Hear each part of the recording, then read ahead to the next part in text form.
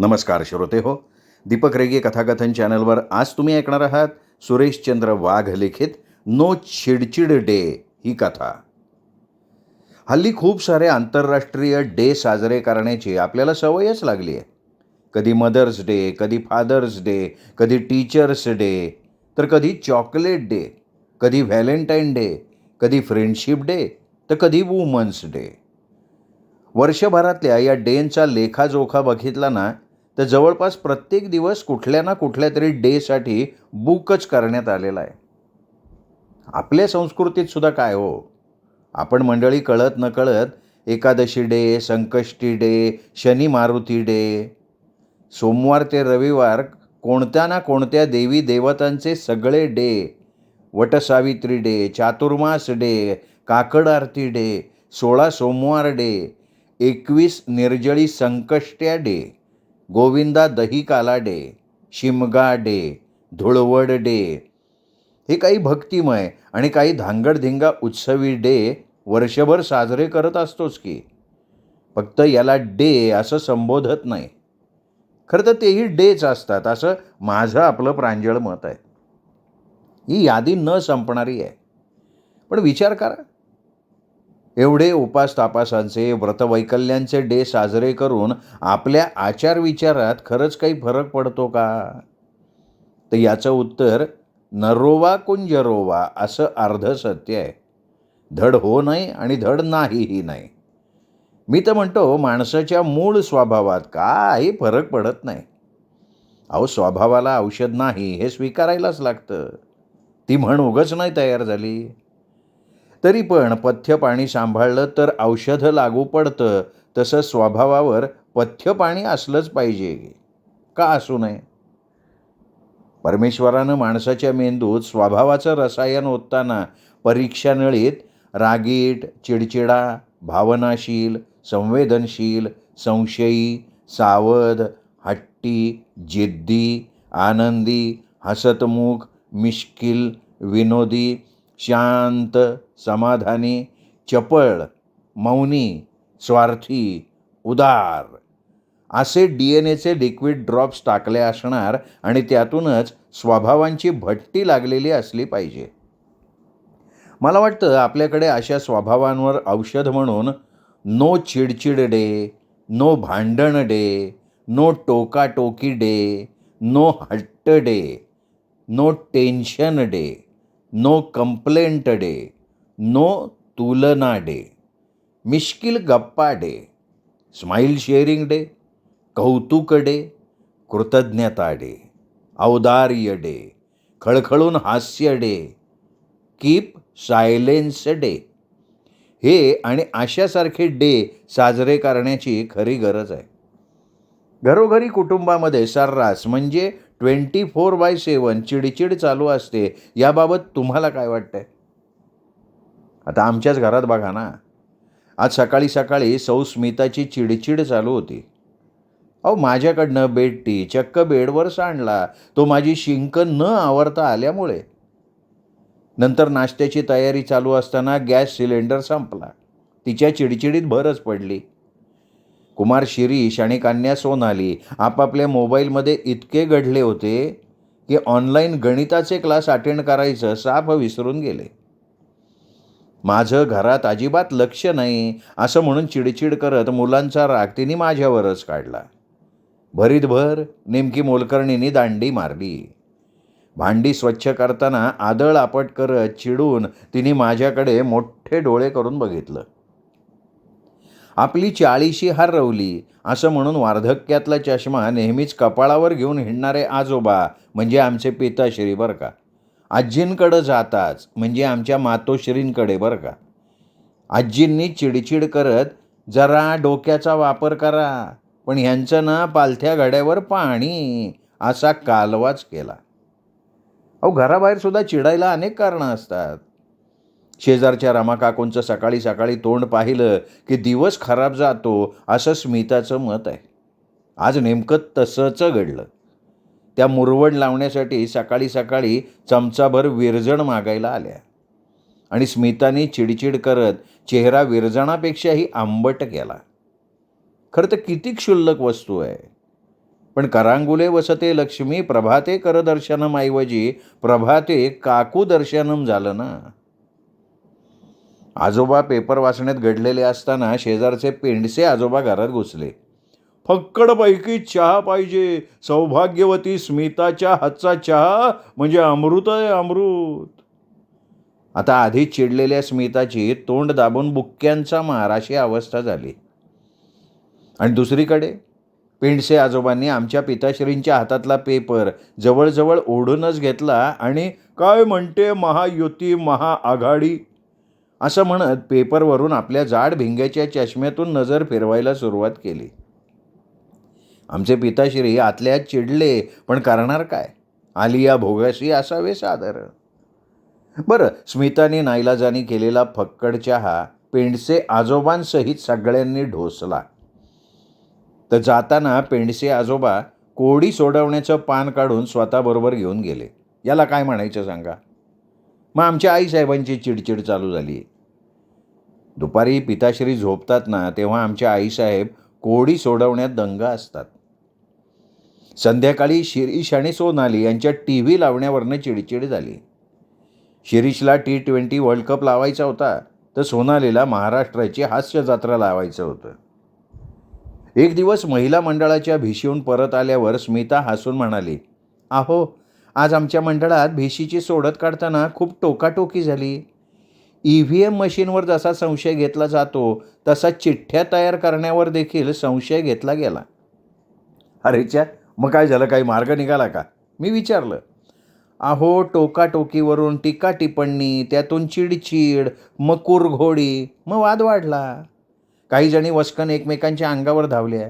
यातून काड्या लावणं, काड्या घालणं, आगीत तेल ओतणं, आगीतून फुफाट्यात, अखेर झिंज्या ओढायचं बाकी राहिलं.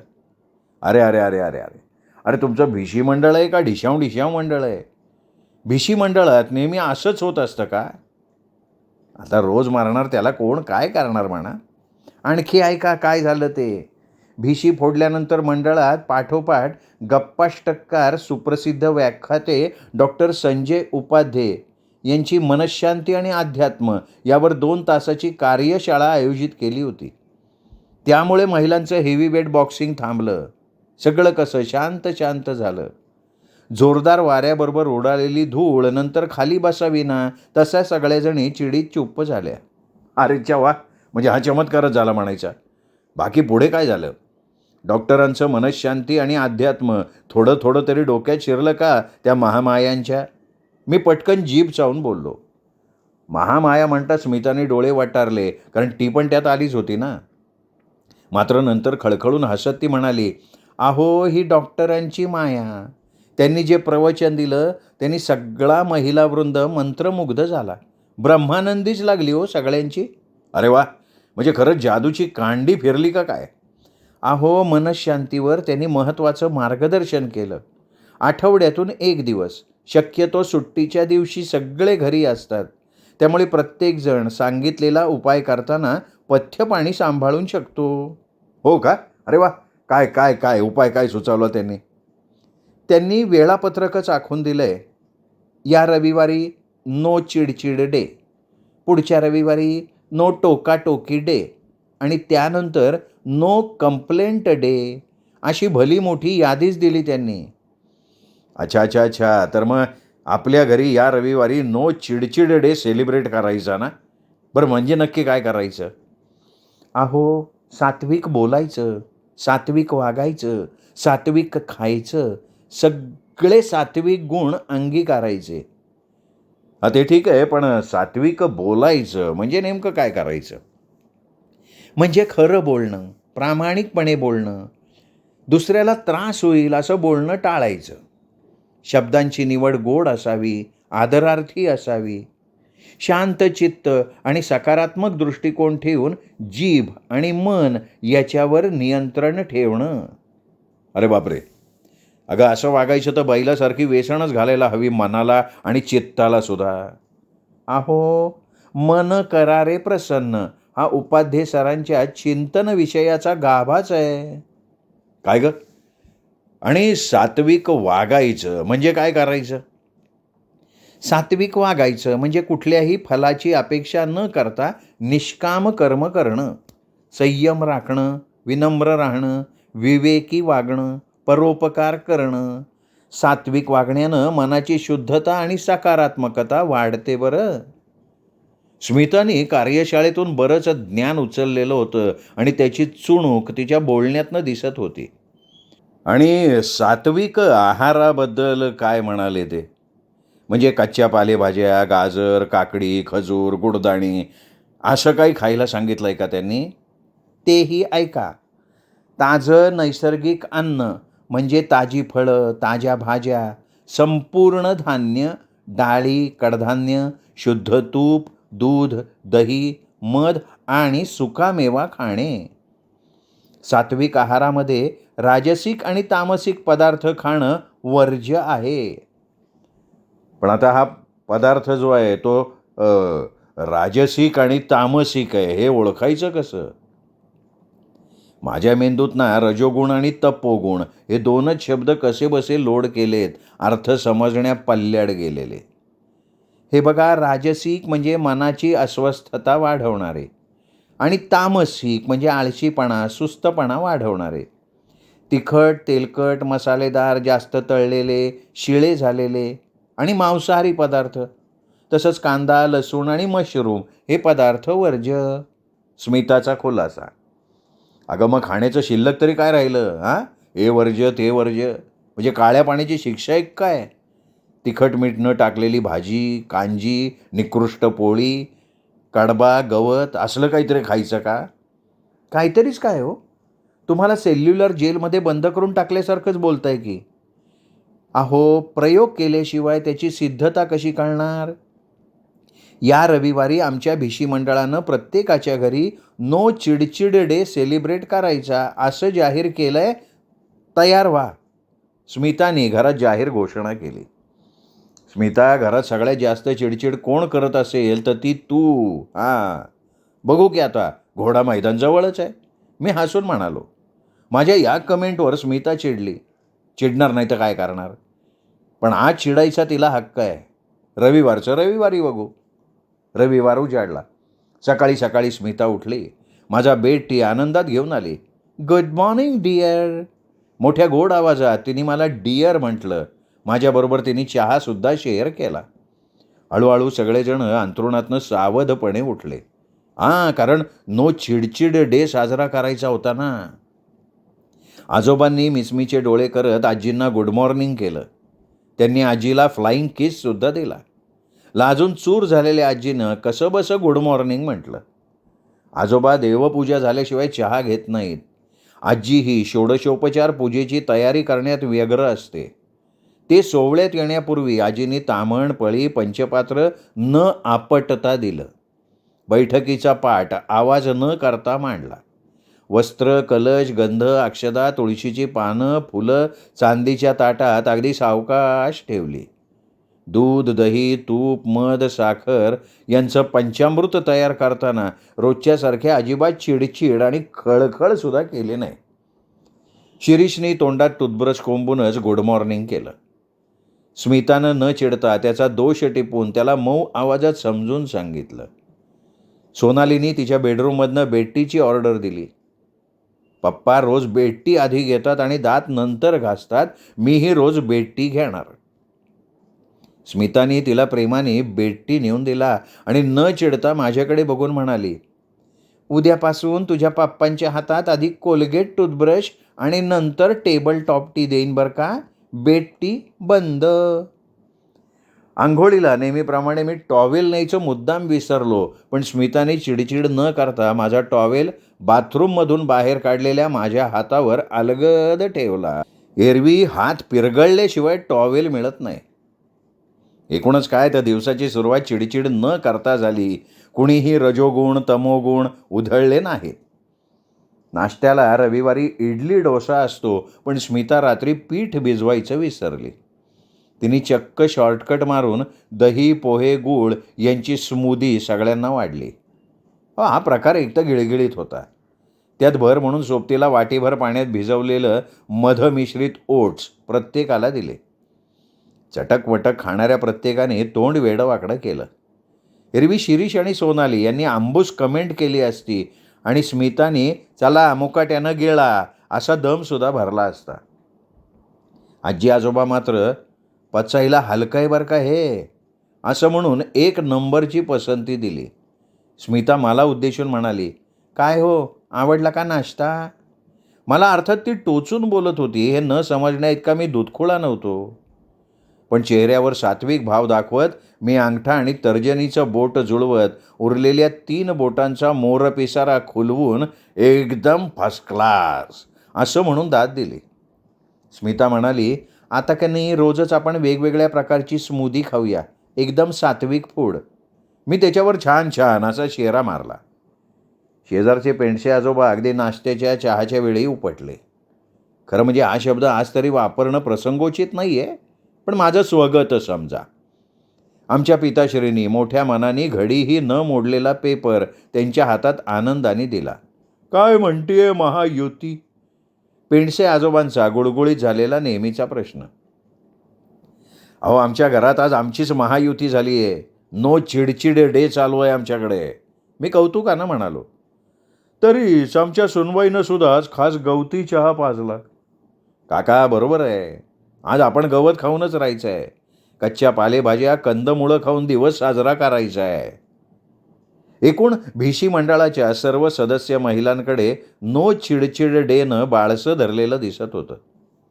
आमच्या मातोश्रींनी स्वखुशीनं पेपरातलं कोड्याचं पान काढलं, पेंडसे आजोबांना देऊन टाकलं. आजींना खुश करण्यासाठी शिरीषनं त्या पानाची स्कॅन कॉपी गुपचूप आधीच काढून दिलेली होती. सोनालीनी स्मिताला मदत म्हणून खास मसाला चहा करून सगळ्यांच्या पुढे मांडला. पेंडसे आजोबा म्हणाले, अगं सोनू, तुला बघायला पाहुणे येतील तेव्हा चहा पोहे करायलाच लागतील. आता तुझे दिवस आईकडून लाड करून घ्यायचे. रविवारी लंचला हमखास पापलेट, कोळंबी फ्राय किंवा सुरमई हलवा याचा मेनू असतो. सोबतीला खास सोलकढी असते.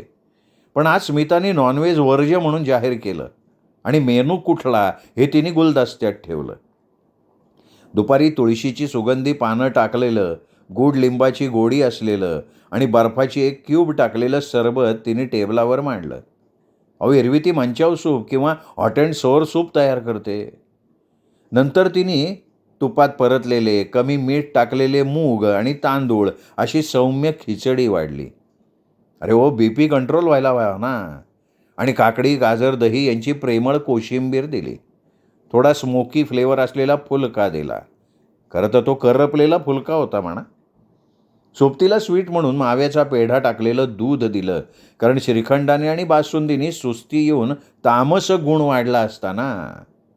कांदा लसूण विरहित पडवळीची अर्धी कच्ची भाजी तिने ताटात वाढलेली होती. भाजीचा अवतार ओळखणं बुद्धिचातुर्याच्या पलीकडचं होतं. अगं, किती छान स्वयंपाक केला आहेस, पण तो केळीच्या पानावर वाढला असतास तर अधिक सात्विक झाला असता. मी टोमणा मारला असला तरी स्मितानं अजिबात चिडचिड न करता, अहो, प्लॅस्टिकची हुबेहूब पानं, फुलं, गुच्छ जसे बाजारात मिळतात तशी प्लॅस्टिकची हिरवी जर्द केळीची पानं बाजारात आली की रोज ताट लावण्याऐवजी पानच लावू आपण. सगळेजण माझ्याकडे बघून फिदी फिदी हसायलाच लागले. रात्रीचं भोजन दिवे लागणीच्या आधी म्हणजे 7 वाजता दिलं जाईल असं स्मितानं फरमानच काढलं. आजीनी सुद्धा, आमच्या वेळी दिव्यात वात आणि ताटात हात असंच होतं बरं, असं म्हणून तिला अनुमोदन दिलं. लवकर जेवावे, लवकर झोपावे, लवकर उठावे असं म्हणून आजोबांनी सुद्धा पाठराखण केली. आजोबा, कशाला उद्याची बात, निवांत उठावे, उद्या काही कुठला डे सेलिब्रेट करायचा नाहीच आहे, शिरीष म्हणाला. माझी त्याला मनातून संमती होती. फक्त वाद टाळण्यासाठी तेरी भी चूप मेरी भी चूप असा पर्याय निवडला. आजींनी देवापुढे निरंजनाची वाद पेटवली. शिरीष आणि सोनालीनं दिव्या दिव्या दीपत्कार म्हणून आज तरी टाळ्या वाजवल्या. उद्याची टाळ्या घंटी वाजवायची गॅरंटीच नाही. प्रत्यक्ष डिनरच्या ताटात भाज्यांचे साधं सूप, वरईच्या तांदळाचा भात, तेल, तिखट, कांदा, लसूण न टाकता वाफवलेला दुध्या भोपळा आणि उपवासाला करतात तशी शेंगदाण्याची आंबट गोड आमटी वाढलेली होती. सर्व काही गोड मानून आणि आचमन करून वदनी कवळ घेता नाम घ्या श्रीहरीचे ही प्रार्थना आजोबांनी म्हटली आणि अशा रीतीनं मुकाट्यानं यथेच्छ भोजनाचा सात्विक लाभ घेतला.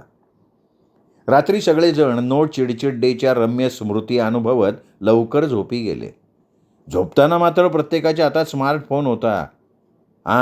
पण त्याबद्दल कोणीही चिडचिड केली नाही. दुसऱ्या दिवशी उजाडता स्मार्टफोनच्या व्हॉट्सअपमध्ये आंतरराष्ट्रीय फास्ट फूड डे असल्याची घोषणा शिरीषने केली. ब्रेकफास्ट, लंच, डिनरला कोणाला काय हवं आहे हे विचारून घेत स्विगी आणि झोमॅटोमध्ये मी ऑर्डरच देऊन टाकली. Cheesy pizza, double cheese burger, French fries, momos, Chinese Manchurian, chicken wings, chicken lollipop, chicken popcorn, combo meal या सगळ्या पदार्थांनी फास्ट फूड डे साजरा करण्यात आला. विशेष म्हणजे आजही कोणी चिडचिड न करता खाण्याचा आस्वाद घेतला. आमचे आजी आजोबासुद्धा अलीकडे फास्ट फूड खाण्यात पारंगत झालेत बरं का. तिसऱ्या दिवशी मात्र स्मिता बाणेदारपणे हात उंचावून आणि तर्जनीच्या बोटानं निर्देश करत लोकमान्य टिळकांसारखं म्हणाली, चिडचिड करणं हा माझा जन्मसिद्ध हक्क आहे आणि तो मी अंमलात आणणारच.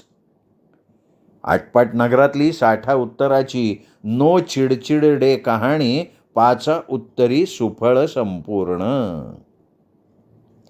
लेखक होते सुरेशचंद्र वाघ, ज्यांची कथा तुम्ही ऐकत होतात नो चिडचिड डे. कथा कशी वाटली कमेंट करून जरूर कळवा. ही कथा आपल्या कथाप्रेमी मित्रपरिवारात, नातेवाईकात शेअर करा आणि मुख्य म्हणजे भेटत रहा दीपक रेगे कथाकथन चॅनलवर उत्तमोत्तम लेखकांच्या कथा कादंबरी ऐकण्यासाठी. आणि श्रोते हो, एकच विनंती, अजूनपर्यंत जर तुमच्याकडनं चॅनल सबस्क्राईब करणं झालं नसेल तर प्लीज चॅनल सबस्क्राईब करा. नमस्कार.